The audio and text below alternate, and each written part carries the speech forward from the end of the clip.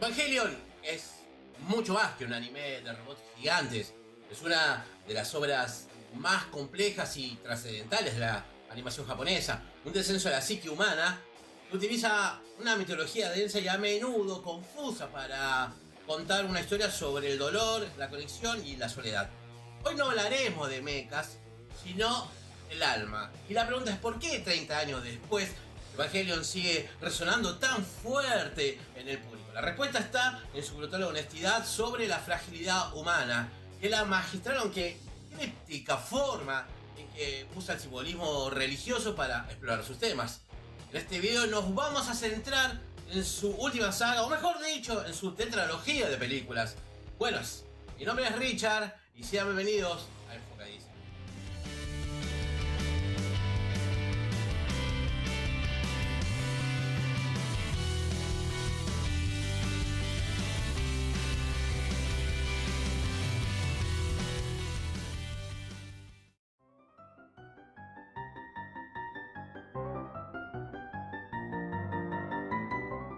La saga cinematográfica Reveal of the Evangelion se presenta no como una simple reedición o remake de la serie original de Neon Genesis Evangelion, sino como una reimaginación consciente que busca explorar nuevos caminos narrativos y temáticos.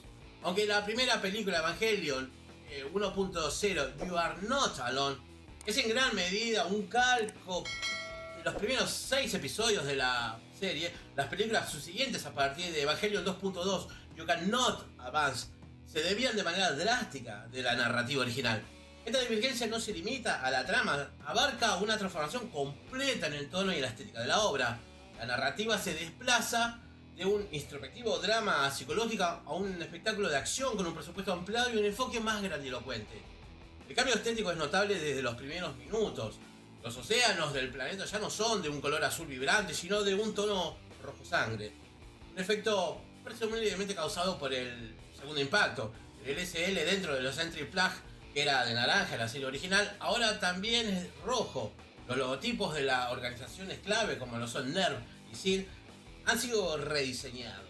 El nuevo logo de NERV mantiene la hoja de la higuera superpuesta sobre una manzana, el símbolo del pecado original, mientras que en lo de SEED añade una serpiente enroscada alrededor de una manzana dentro de un triángulo con los 7 ojos de Lilith.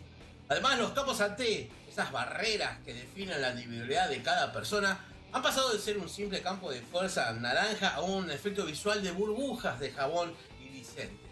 Estos cambios, aunque son superficiales, reflejan una intención clara de Anno de distanciarse visualmente de la obra anterior y de sugerir una nueva lógica narrativa. Una de las teorías más convincentes y ahora confirmadas por la última película es que la saga Reveal es una continuación directa, o más bien diría una repetición cíclica de los eventos de The End of the Evangelion. La idea de que los eventos se repiten en un bucle eterno se ven respaldados por el diálogo en que Yui le dice a Shinji que morirá y volverá a nacer infinitamente. Este concepto es un cíclico de reencarnación, no es una dimensión sin precedentes en la cosmogonía de la religiosa.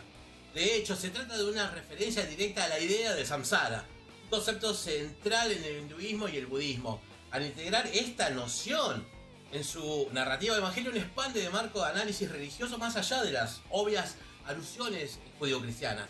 Se argumenta que dentro de esta cosmogonía psíquica, cada personaje tiene la posibilidad de elegir un camino diferente y de vivir las relaciones que antes no vivieron, lo que confiere un sentido de propósito a su existencia y sugiere alguna liberación fatalismo que definía la serie original.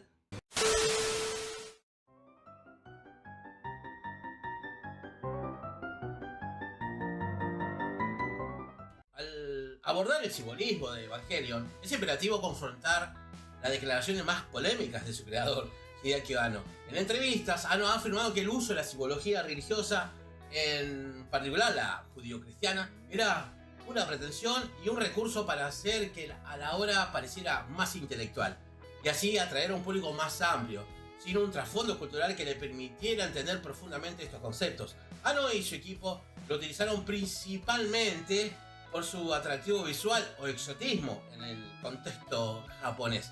Sin embargo, Esta postura del autor no invalida el profundo análisis que la obra ha generado. La serie, vista como una expresión profundamente personal de la lucha de Anno contra la depresión y el trauma, utiliza el lenguaje de los símbolos religiosos para explorar temas psicológicos como la soledad, la ansiedad y el dilema del erizo, un concepto de Arthur Schopenhauer adoptado también por Sigmund Freud.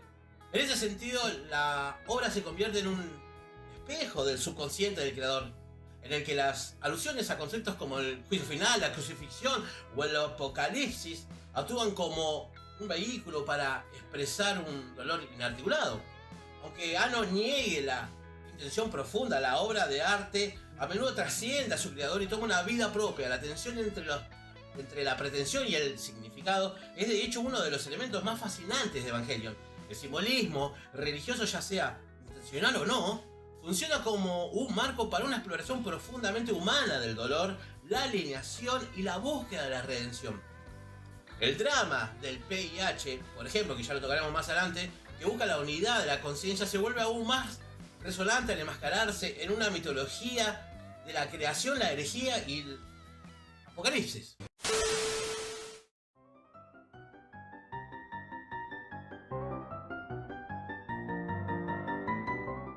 La mitología de Evangelion se basa en una reinterpretación del mito bíblico de la creación. Escuchá. La raza ancestral son seres supremos de luz que enviaron semillas de la vida para poblar la galaxia. El planeta Tierra fue destinado a ser poblado por Adán, la semilla de la vida que otorga el fruto de la vida, energía ilimitada a sus descendientes, que son los ángeles. Sin embargo, antes de que Adán pudiera cumplir justo ese propósito, vino Lilith, la semilla del conocimiento que otorga el fruto del conocimiento, de la inteligencia y la capacidad de trabajar en equipo, o sea, al humano, aterrizó por accidente en el mismo planeta. Este evento, conocido como el primer impacto, fue un cataclismo que despojó a Lilith de su lanza Longinus, mientras que la lanza de Adán se activó para ponerlo en un estado de suspensión. Como resultado, obvio, la humanidad, la progenie de Lilith, usurpó el lugar de los ángeles como la especie dominante en el planeta Tierra. El proyecto de instrumentalización humana, el VIH, se presenta como un intento de revertir este pecado original. En el universo de Evangelion no es un acto de desobediencia moral, sino un error biológico.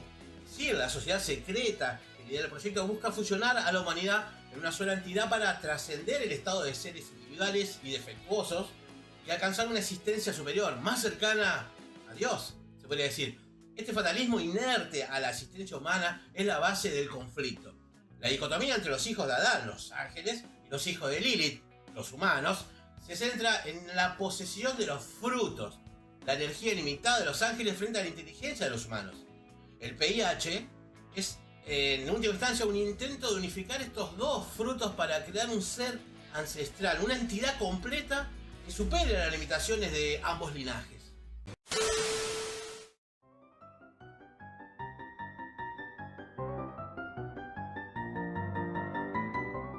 Uno de los conceptos más novedosos y confusos introducidos en la saga de Reveal es la existencia de múltiples Adanes. Escuchá muy atento. A diferencia de la serie original, donde solo había un solo Adán, la película revela la existencia de 4 Adanes, que despertaron durante el segundo impacto en la Antártida. Esto ha llevado a los fanáticos a teorizar que estos 4 Adanes son los Evas en serie de The End of the Evangelion, implicando que la saga Reveal es una continuación de esa historia. Una teoría que ahora la verdad que tiene una base bastante sólida. La existencia de múltiples Adanes puede interpretarse como la fragmentación de un ser original, una poderosa metáfora del trauma y la soledad de los personajes, justamente. Cada Adán es un fragmento de divinidad perdida, de la misma forma que los personajes como Shinji, Asuka o Gendo son fragmentos de su ser original, rotos por el sufrimiento del abandono, obviamente. El VIH en este contexto es un intento desesperado por restaurar una unidad que se ha perdido. La confrontación final no es solo por el destino de la humanidad, sino por la reconciliación de estos fragmentos rotos. La fusión de Adán y Lilith en el Eva 13, que se convierte en un ser ancestral con 2 núcleos, simboliza este intento de Gendo por controlar lo divino, pero para sus propios fines, buscando convertirse en un dios y así reunirse con su esposa Yui. El chabón estaba re enamorado. La búsqueda de esta unidad es en última instancia una manifestación del deseo humano de sanar y dejar de ser un fragmentado. Un tema que resuena profundamente en la audiencia que se identifica con los traumas de los personajes.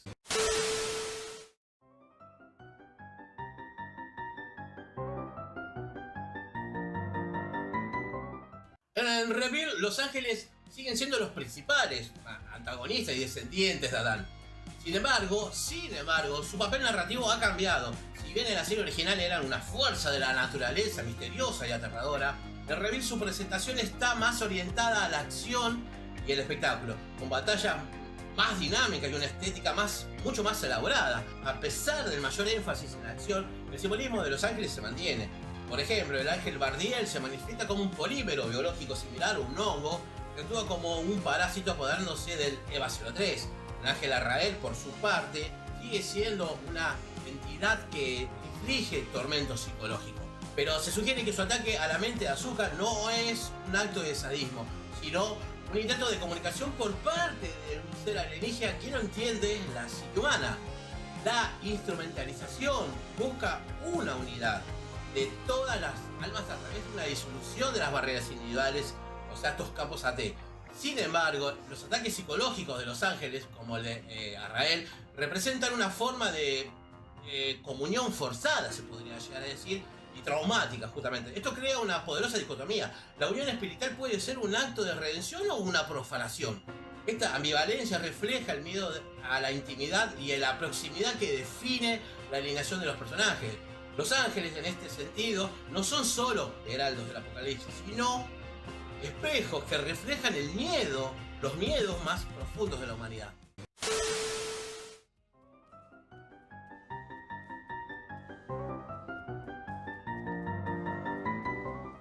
Las lanzas son sin duda los artefactos religiosos más importantes de la saga.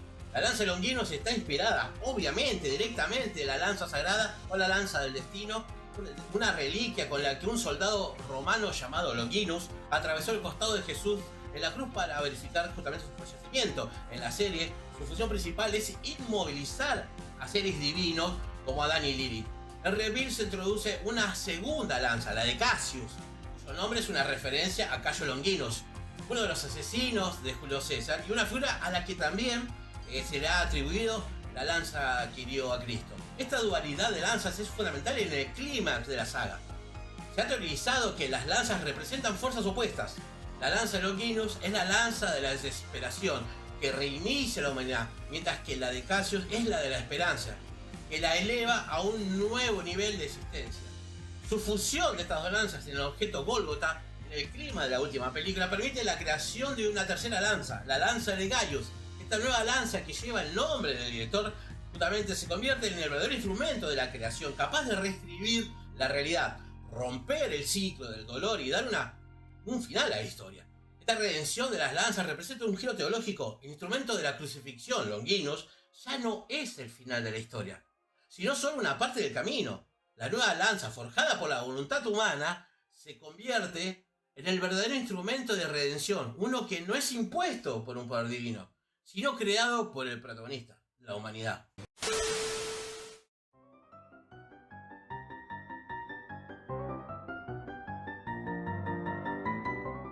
El simbolismo de la cábala judía, en particular el árbol de la vida o Sefirot, es uno de los elementos recurrentes del Evangelio. En la cábala, el árbol representa la emanación del uno para crear los muchos, o sea, la realidad material. La instrumentalización humana es un acto de herejía. Invierte este proceso, buscando que los muchos regresen al ser el uno. Este proceso se visualiza en la serie a través del árbol de la vida invertido, donde las almas de la humanidad se fusionan en el océano del LSL para formar un solo ser. El árbol de la vida, con su conexión entre los reinos físico y espiritual, se convierte en el mapa para esta unión forzada de las almas. La disolución de los campos AT, las barreras que definen, mejor dicho, la individualidad humana, es la clave para esta herejía. El proceso de instrumentación no solo es un acto de salvación, sino una subversión del acto de la creación. La unidad se logra a través de la aniquilación forzada del individualismo, un camino opuesto a la verdadera evolución espiritual. Este simbolismo refuerza la idea de que la instrumentalización es una solución muy radical, y en última instancia pervertida para la soledad y la alienación humana.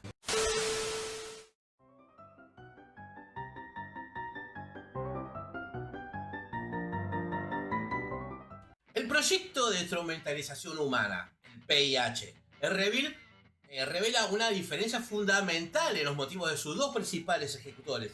Mientras que Sid busca una trascendencia forzada de la humanidad siguiendo un dogma religioso basado en los rollos del mal muerto. Gendo Ikari persigue el mismo objetivo pero por una razón profundamente personal, muy distinta. Él desea utilizar el PIH para reunirse con el alma de su esposa, Yui. Esta diferencia de motivos es crucial. El plan de Sid es una búsqueda totalmente abstracta y fría de la perfección, mientras que la de Gendo es una tragedia humana, una manifestación de su dolor y su incapacidad para superar la pérdida de su amada esposa. La batalla final de la saga se convierte en un enfrentamiento filosófico entre un padre y un hijo que por fin se entiende. El destino de la humanidad ya no depende de un dogma religioso, sino del resultado de un drama personal. Este cambio narrativo le otorga un peso emocional muy importante que el dogma abstracto de decir nunca lo podría haber logrado.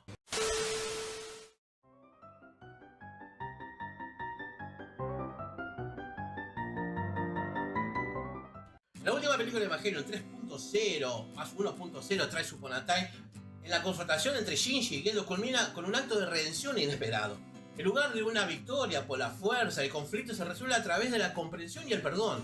Gendo, al revelar su dolor y su trauma a su hijo, se sacrifica junto a Yui para liberar a Shinji de su destino y permitirle un nuevo génesis, un mundo sin Evas. Este es un giro teológico. En lugar de que el hijo sea la figura del sacrificio, como en el mito de Abraham o Isaac, propio de la crucifixión de Cristo, los padres se convierten en los redentores. Gendo y Yui pagan por los pecados, los traumas y la soledad de su hijo, en un acto de amor totalmente desinteresado. El nuevo Génesis no es solo el reinicio del mundo, sino la reconfiguración de la relación padre-hijo. Un final catártico que libera a Shinji del ciclo del dolor y le permite por fin poder vivir.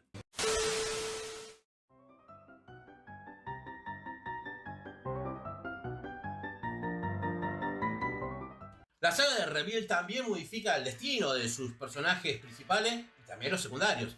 Rei aprende a ser humana, expresando sus sentimientos, forjando relaciones. Asuka, ahora con el apellido Shikinami, tiene un trauma diferente al de la serie original, aunque su personalidad aún se mantiene. Sin embargo, el cambio más significativo es la introducción de Mari Makinami Iscariote, un personaje que rompe el molde del canon. El apellido Iscariote de Mari es una referencia claramente directa a Judas Iscariote, el apóstol que traicionó a Jesús en la fe cristiana. El papel de Judas es ambiguo, su traición fue necesario para la crucifixión y por lo tanto para la redención de la humanidad. Mari, al ser Judas, realiza una traición al fatalismo y la depresión de la serie original para guiar a Shinji hacia un final feliz y una vida normal. Ella es el personaje que libera a Shinji al final, quitándole ese collar, un símbolo de que su dolor y su destino, ayudándolo a caminar hacia un futuro de esperanza. Mari es la traidora necesaria para la salvación del protagonista.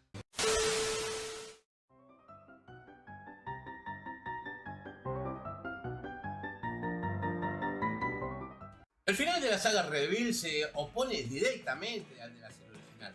Mientras que el final de Neon Genesis Evangelion era ambiguo y abierto a la interpretación, el de The End of Evangelion era trágico, nihilista y desgarrador. El de Reveal se ofrece un mensaje de madurez, esperanza y redención. La conclusión de la historia no es una victoria militar, sino una victoria emocional en un mundo de batallas apocalípticas.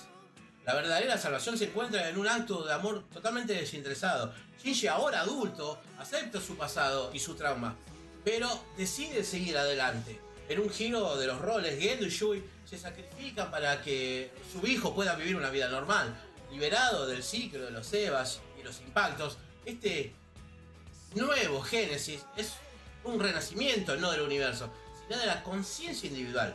La antigua alianza, o sea, el ciclo del dolor y el pH, es reemplazada por una nueva basada en el amor, el perdón y la elección personal.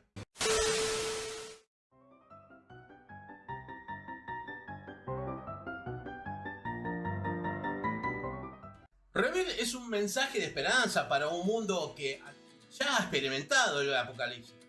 La saga reconoce el dolor, el trauma y la soledad, pero en lugar de revolcarse en ellos, ofrece un camino hacia la madurez y la sanación.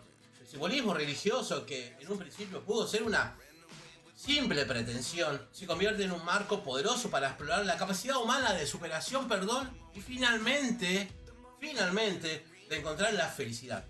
El ciclo de la reencarnación se rompe no por un acto de violencia, sino por un acto de amor, demostrando que la verdadera redención no es divina, sino profundamente humana. Gracias chicos, los quiero mucho. Lo que me encontré este video. Chao, chao. Hasta el próximo video.